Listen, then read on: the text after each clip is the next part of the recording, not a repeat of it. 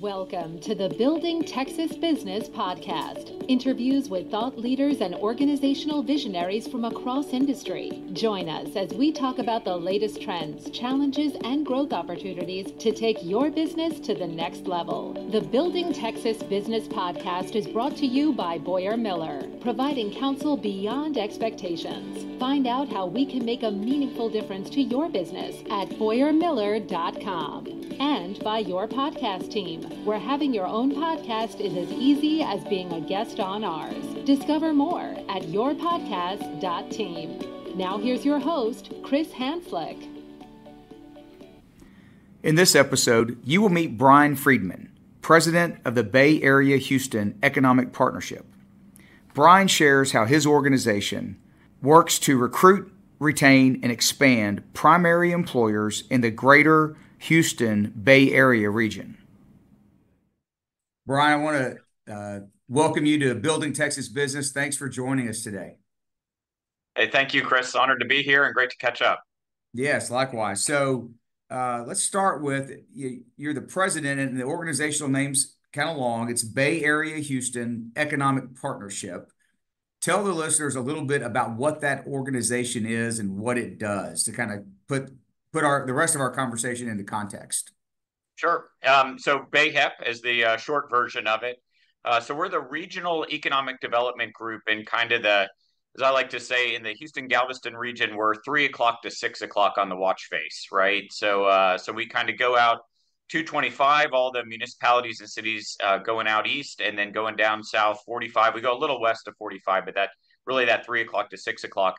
And we're really focused on how do you recruit, retain, and expand primary employers in the region, with the idea that if you can get great companies located here and have an group of industry clusters that are cranking away every day, that we can have a great place to live. We have great involved residents that are in this area and opportunities for the folks who live here, and kind of build what the future will look like for this region. So a lot of good stuff going on, and happy to get into that a little further. We do economic development, recruitment, retention projects. So how do we get companies here? We do some grants, and then we're a membership organization is how we're funded. So we have about 300 members, 19 municipal members, Harrison, Galveston County, the port, the airport system. It's really how do you get the leaders of a region to work together to advance what we're doing here. Wow, it sounds like it's easier to say and harder to do, coordinating that many organizations and trying to get everybody pulling in the same direction. Yeah, it's a lot of fun, and we get to work with a lot of great folks. That's how we met, Chris, through some of our mutual connections. But yeah, it's really when you can get generally like-minded folks thinking about what the future of a region will look like, and pretty aligned and working towards that effort. It's more of it's just fun, and you can create a lot of impact. And we're seeing that, and I'll be happy to dive into some of the specific projects we're working down here. But I mean, you guys do it too at Boyer Miller. Y'all are working with clients all over the spectrum of types of industry, and you have to adapt to what's coming up, what's at you, and be ready for that kind of stuff.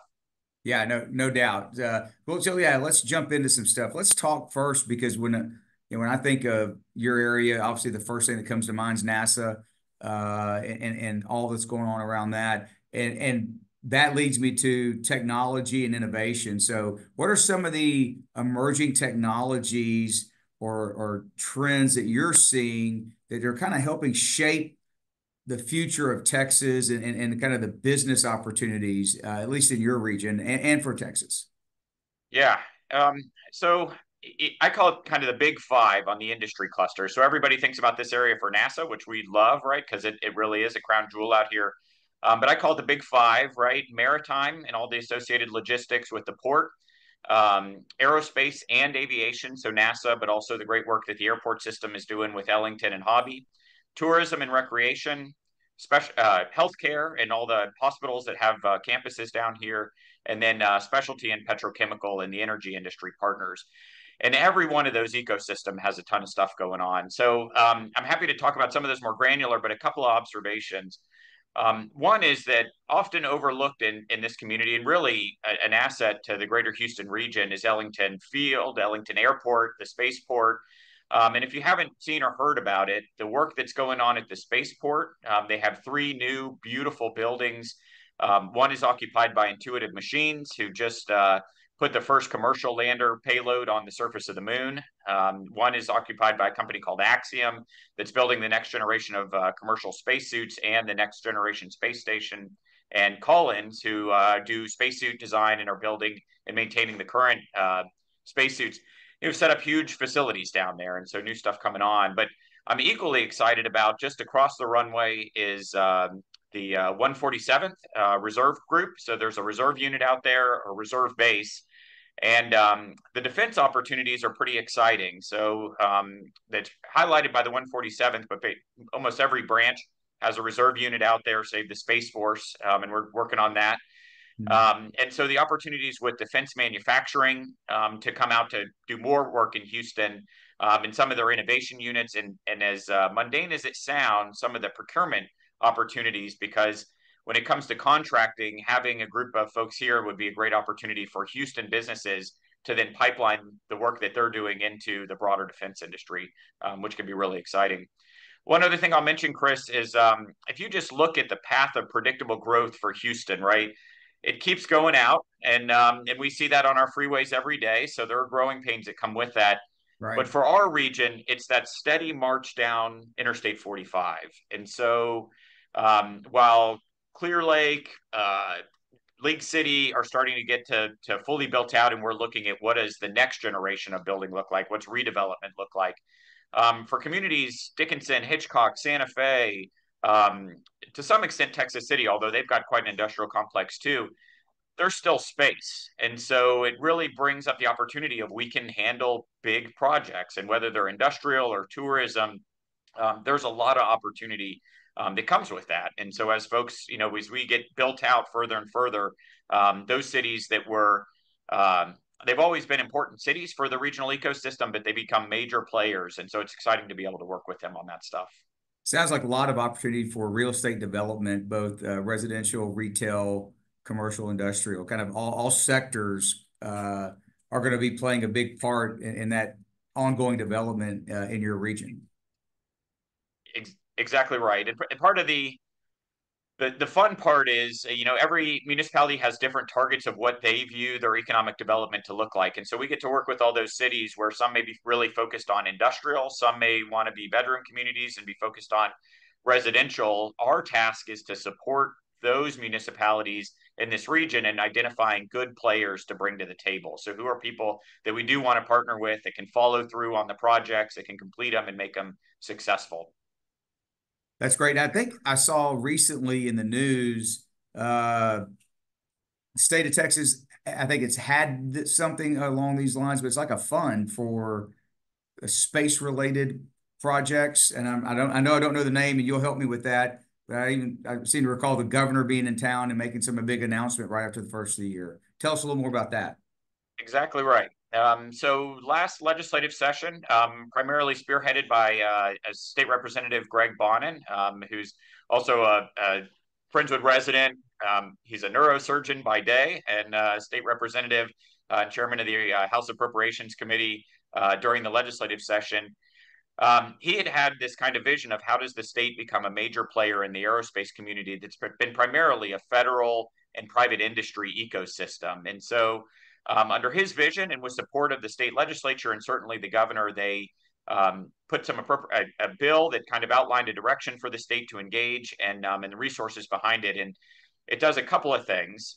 One was it allocated about $200 million that would go to Texas A&M to build this A&M Space Institute. And they've actually located that property. It will be built on the edge of the campus of Johnson Space Center. So for those familiar with this area, right on Saturn Lane, $200 million building. And as A&M's laid it out, it will have a giant lunar rock yard and a giant Mars rock yard, with the idea that everybody who's going to be doing hardware testing to send vehicles to the moon or Mars is trying to figure out where they're going to do that testing. And it's very expensive to build, obviously. And so companies are making the decision whether they're going to build that themselves and own it or go lease it somewhere. And if they're going to lease it, where do you go to find a giant rock yard to simulate the surface of the moon? And well, the state of Texas answered that question. So what what was so unique about that vision was that everybody who's in that ecosystem now wants to come through Houston, Texas to do that work. And so with that comes they'll have their lab space there, but they may need offices. They're going to be hiring people. And so, it really is an exciting project. They had their groundbreaking right at the end of last year. I've seen surveyors out there, and they think they're going to have it open in 2026. So an aggressive timeline to get that built. The other part to that bill was they appropriated $150 million for a grant program to incentivize sort of space leadership projects in the state of Texas. And so they have to set up a whole basically administration portion of this. So they selected 9 individuals to serve on the Texas Space Commission, who will review those proposals and evaluate them and make awards. And then they'll also help advise the state on how they can keep their leadership position in the space industry. The first of those awards, about 20 million, were released a little over a week ago. A couple of them were studies for best use for really cool stuff, hypersonic corridors, where to be landing sites. And then another one that is to build assets and capabilities for the Space Force in El Paso to have more of a Space Force presence in the state of Texas, which is pretty exciting. So I'm optimistic about what's to come for them.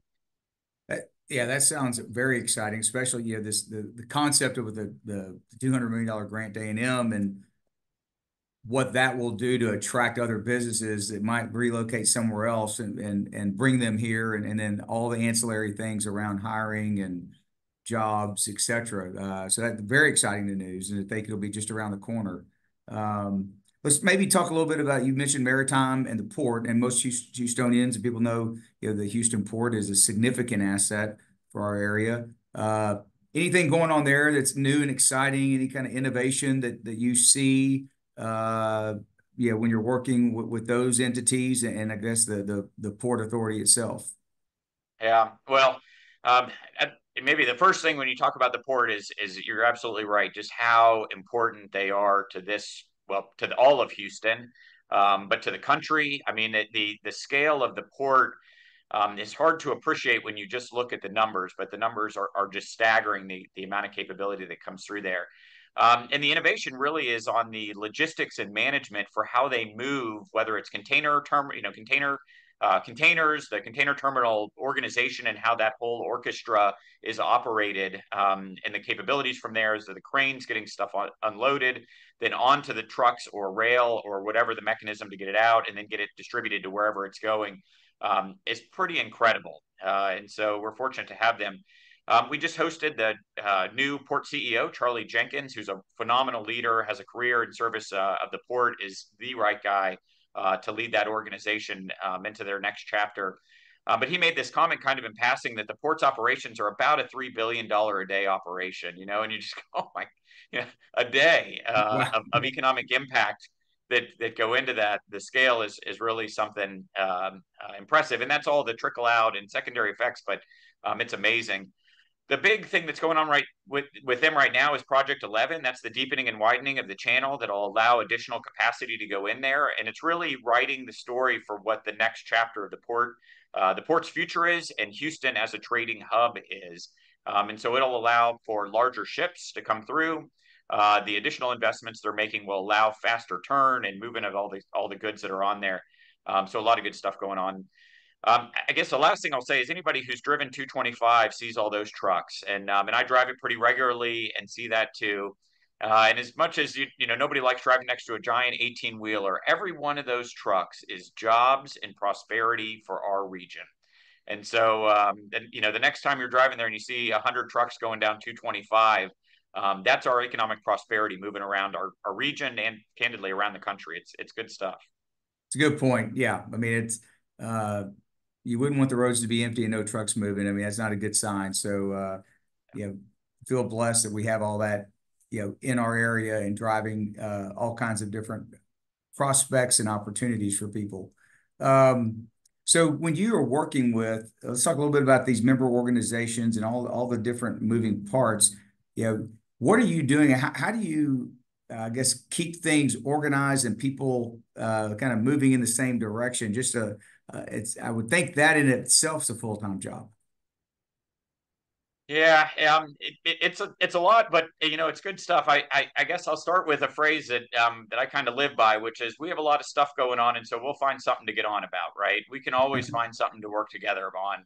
And so if you kind of start with that attitude, there's a lot of common issues that really require a lot of work, but you can get maybe not perfect alignment, but general directional alignment. And so one of the big issues we're working with right now is insurance, right? We're all dealing with it. I'm sure you've gotten your insurance bill, but whether it's home or your business insurance, all those things. And so you can find a lot of commonality and ideas about, hey, how can we work with our state leaders, potentially our federal leaders, with the insurance companies themselves to try to manage the cost of doing that and find ways. Could it be grouping, doing kind of what they do in medical, where you can have these larger groups, or other mechanisms to try and help mitigate some of the costs for that.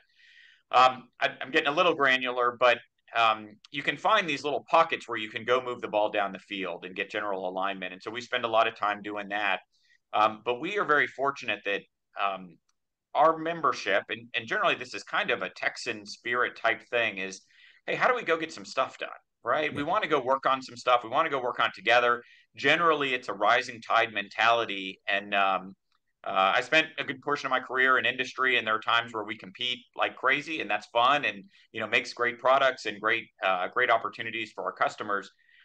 There are a lot of times where we need the tide to rise, and in finding alignment about that, we try to be an outlet for that and keep things running. Right? Is that we have not a big staff, but a staff that can help make sure that our members are doing a lot of this stuff as volunteers, right? But they're bringing ideas to the table. So how can we make sure that they're staying engaged, that we're checking in on them, that we're helping carry these things, and that we're creating a forum to have the right discussions and bring leaders together, so we can invite in elected officials over relevant stuff, the right industry players, and bring them to the table and figure out what we can do. And that then, I guess the last thing I'll say is that manifests itself. We have a very active state legislative agenda that we're going to be spending a fair amount of time in Austin, federal priorities that we work with our congressional delegation, and then very on the ground working with our municipalities and all the companies that are out down here to make movement. And Yeah. we could probably talk for all day about little one-offs.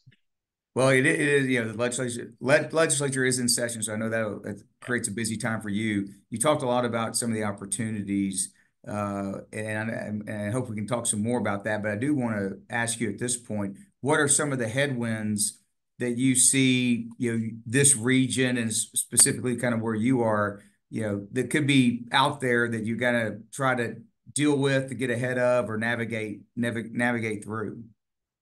Yeah. I'll start with it's a great time down here. Just the way that each one of those big five industry clusters is going about is that it's they're all doing well and have a lot of opportunity that's on the horizon or that they're in the midst of right now. But certainly, a few headwinds. One of the things that we're always worried about, and we work actively, is just natural disaster, flood mitigation, and storm surge, and making sure that we're resilient and prepared for the future. And so the risk from some incident happening, I'm more excited to talk about when it comes to that, all the things that we're doing to mitigate that in terms of flood mitigation, the coastal barrier protection work that we've been spending a lot of time on. That's the Ike Dike. Has a lot of names, but most commonly known as that, but a system to protect us from storm surge. So one is the risk of natural disaster. I don't like it, but it's a real thing. Right. The second is that we're in the, how do we have responsible development? And so when you have a project that comes online, there are reasonable concerns from citizens saying, hey, is this the best thing to be doing with this piece of land? And so anytime you're talking about a development that's going to take a field and turn it into a thing, people get concerned about that. And that's perfectly reasonable for them to be concerned and want to do that. And so part of what I spend time doing is addressing like, hey, here's why this is worthwhile. Here's why this funds your local municipality to build more parks so we can have the resources and the tax base that justify expenditures that come elsewhere, and make through that. But just the ability for the public's ability to impact development as it happens is important. But for them to do that, knowing all the ground truth, knowing what the trades are, and understanding that, so that if they are concerned about something, that they come with that from an educated knowledge base. And so that's out there. And then I certainly don't want to get political, but anytime there's an administration change, there's just priorities that get changed. And so we're still waiting to understand all of those. We're kind of watching how things are shaking out in Washington, D.C., and we'll adapt and make sure that we're doing everything we can to put our region in a great posture with whatever those priorities are at the end of the day. So to that last point, right? You're kind of right in the throes of that change right now that's happening pretty fast. So you got to stay on your toes. Let me take you back to the Ike Dike, because that, something to get after Hurricane Harvey got talked about a lot. You don't hear much about it anymore. Any kind of updates for the listeners that might be curious? Is it really going to happen? And if so, what's really going on down there to make sure it does happen? Yeah, so it's still moving along, and with some enthusiasm. So a couple of big milestones. One is that in December of 22, it became a formal project of the U.S. Army Corps of Engineers. It was authorized by Congress as a project. So that says, they can now go focus on that. And so the next big question becomes, how do we pay for it? To answer that, the state stepped up in a big way in the last legislative session. And they had previously formed what's called the Gulf Coast Protection District. That is the local entity for that project that will work with the U.S. Army Corps of Engineers. So that group exists and has monthly meetings. They actually have an office in our suite. We lease an office to them, and they have their meeting in our conference room 2 out of every 3 months. And then they do a rotation one that third. And they've been funded to the tune of about $500 million from the state of Texas. So they're ready to take significant action. We've been working with our federal partners about identifying where the big dollars come from for that project. It's going to be expensive and it's going to take a long time, but it will be likely done in phases. And so that allows it where you don't need this one giant tranche of money all at once. You can do it sort of in a series and address the most important aspects of that, like the gates, some of the initial most highly populated areas in phases, but we got to get federal appropriations for it. So in addition to the state entity being in our office, actually the U.S. Army Corps of Engineers is on the 4th floor of this building. And so all of the players for that project are in one building in our area right here. So that what I'm hopeful for is that the Corps moved in about 6 months ago. Anytime an elected leader wants to come down and meet, they'll get every leader for that project in the same building, and often meeting in our conference room or one of the core conference rooms. But a lot more can get done. There's sort of the opportunity for water cooler conversations between the state and the Fed folks. And so I'm optimistic that the cadence just from that proximity will be helpful to that effort. Very good. That's good to hear. Let's change the conversation a little bit. So as I said, you're the president of BHEP.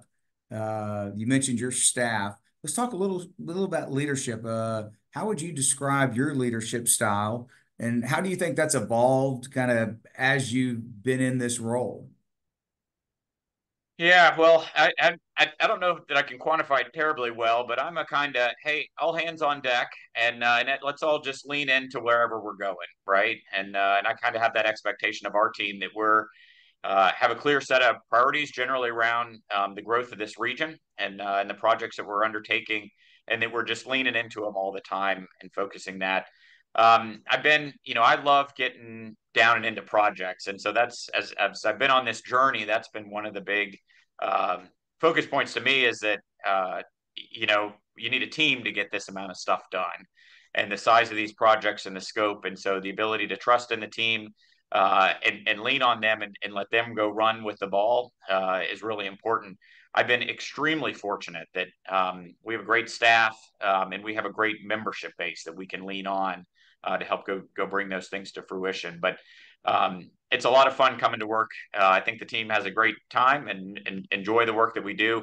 And you can see the difference that we make, because there are buildings we can point to that wouldn't, if not for the work of us and the leaders in this community, wouldn't be there. And I'm looking forward to seeing that one on Saturn Lane with giant Texas A&M building sticking out of it coming through. But it sounds like it's going to be impressive with the rock yards and all. But so it made me think, though, your team has a lot on its plate. I would think at times it may feel overwhelming. So, what do you do to kind of help keep the motivation and keep the energy level up for a team that probably at some point is just, is starting to get to the end of the rope or run out of gas? Yeah, diversity of projects and lots of different stuff to work on. I'm guessing, and actually, I'd kind of turn that question on you, Chris, because I can only imagine the type of stress that you guys live under, especially working big cases and big projects. There's, there's one part that is, hey, we're just all in this together, right? And the esprit de corps that comes with we're tackling big projects, and that's just part of what comes with it. But there's another part where you just need to shift gears for a little bit and work on something different and give yourself a little recharge time. Um, how do you guys deal with it? I'm Well, curious how Boyer Miller, because yeah, boy, no, y'all live it. that's a fair question to turn around on me. I would say it's similar. I think it's, to me that you can't underestimate the power of a team. And if you have the right people on the team, there's some self-motivation just within that group, right? And then I think it is we are fortunate to have very diverse type projects. We practice in all industries, so we may be doing a deal or a project, but it's in a different industry and there's different nuances that make it exciting. And at the end of the day, I think it's the one point you highlighted on. You can point to something, and we're helping clients achieve their goals, so we can point to a deal that's been done, or maybe it's a merger of two companies, or one that's grown and now has a new building and doing whatever. But you can point to those successes where you've helped the client achieve something really big for them in their business and their life. And so I think all of that continues the motivation. Yes, sometimes at the end of a big deal, you need just a little bit of a breather, but you just jump right back in and get going. So it Yeah. makes it fun. Well, if you'll let me share, so you and I first met in person, had an opportunity to meet at one of your big forums, and that was a bunch of your customers and clients were there. And I love meeting new folks, as you probably saw, and I, walking around just saying, "Hey, I'm Brian. Sure. What do you do?" And almost every one of them, I would ask like, "Hey, so how do you know Chris? How do you know this group? Have you worked with them?" And they all had a story that was exactly that. Whatever thing it was that you helped them. Oh, we did XYZ project, and it was awesome, and we just kept it. We use them all the time for all these things. It was just very striking how passionate your customers, your clients are with the help they've gotten from you guys. And so anyway, that is extremely commendable. And what I've seen from your team has just been amazing. So. Well, I appreciate the feedback. It's always good to get that, especially from different sources. So, like I think we're always trying to create raving fans, so that they'll keep coming back and tell their friends. Well said. Yeah, love it. So you get a unique seat, and I think it's similar. You kind of analogize back to us. I think we get a unique seat to work with Texas entrepreneurs, and that's a pretty cool thing to do, in my view. What would you, or how would you describe the Texas entrepreneurial spirit, if you could, based on your experience? Yeah, well, I'm a native Texan. I have this hypothesis that part of the reason we're such a proud bunch is that when you go through, I don't know if you grew up in Texas, Chris, but for those who went through the Texas education system, you have Texas history almost every other year, right? Right. And so you hear about all this great, just immense amount of history, and we just are such a, and that instills a lot of pride in your state, but then also this sense of like we can do big things and big audacious things, and we can make big asks and ask big questions and go get it done. And so we see a lot of that down here. And so if you were sitting in, I'll make this up, Iowa, and you said, I want to have a space business and we want to go put hardware on the moon, and your neighbors would look at you and kind of scratch their head. And in Texas they'd go, "Oh yeah, that's Intuitive Machines and they're down the street, you should go talk to them, they'd love to Talk work to with me. you." So that kind of spirit is really something special. When I was in industry, I traveled all over the country, working projects. There's something very, very special about this region, this community, this state, and that translates into why people want to come here. We keep Texas and Houston keep winning all these awards for new businesses coming here, people moving here. That's not by accident. It's not by coincidence. It's because we have a great story to tell, whether that's workforce and the capabilities, the affordability of being here, the caliber of people you can work with, and who your competitors are, and the level of intensity in the game that we play here is high, and that creates the right ingredients for a really thriving community for entrepreneurs, but also for industry any size. Right. Very good. So what advice would you give to entrepreneurs out there that might be looking to start a business, let's say specifically kind of within your region, if not maybe beyond that in Houston? What's some of the advice you might give them if they wanted to get involved in some of all the things you've been talking about? Yeah, dive in. It's a great community and a great ecosystem, and there's a reason people are investing here, and making a great run at it. We try to make that as easy as it can be. Now, it is not easy. There's no illusions that starting a company, scaling and growing a company, all those things are very challenging. So the question I find myself asking, I don't know that I'm in a position to give this immense amount of wisdom about these things, but what can we as a community and we as an organization be doing to help that entrepreneur? How do we help them build the relationships so that if they're having a trouble with a permit, they know who to go ask, who to go talk to? If they have a big idea, who might be good partners? If they want to bounce something off a retired executive, who they might go talk to about that has the right skill set, so that we can create the conditions for them to be successful. And so that's really how we find ourselves interfacing with that ecosystem, is how do we put the right players together to go make things happen. Very good. So the other thing I'm curious to know is, what do you see? You mentioned your 5 big industries.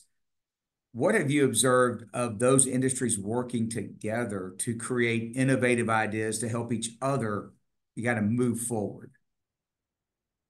Yeah, there's been a lot of so workforce has been one of the biggest, especially over the last few years, where there's been this really high intensity competition amongst folks. And I wouldn't be surprised if you have been in some of that with recruiting and retaining high talent attorneys, right? Is that that's been, and so we've spent a lot of time, and I've observed a lot of our members in this community go with that as a spirit of, hey, we're not really doing anybody any good if we're just poaching each other's people, and creating pain points and friction between senior executives and those kinds of things. Let's go look at other communities and go figure out, hey, what are the best universities, and how do we get the professors that are training the students in it to send resumes to our area, right? And that we have a coalition of companies, not just one company has a relationship with one professor and that company benefits from that. It's how do we build that relationship as a community and say to them, hey, we have a very strong demand signal. Let's work together on things like that. And so feeding that workforce pipeline, so we're not divvying up the pie, we're growing it.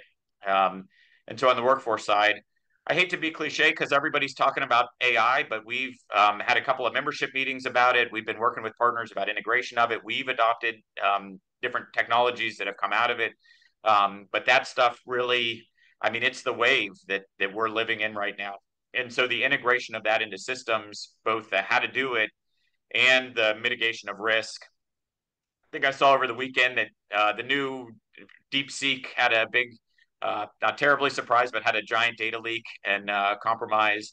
And so, when you're using that, I can only imagine, Chris, and I'd be curious how y'all are integrating it, but everything you put in there, you got to assume that at some point, somebody you don't want to have access will at least have the opportunity to have access to it. And so you have to be quite careful about how you integrate it. And just as an aside, how are you guys using it much? Have y'all banished it? What's the Well, I'd say it's a little bit of both. I mean, we are definitely looking at and finding ways to integrate it. We've adopted a policy, but it starts with, as you mentioned with us, it starts and stops with maintaining client confidentiality.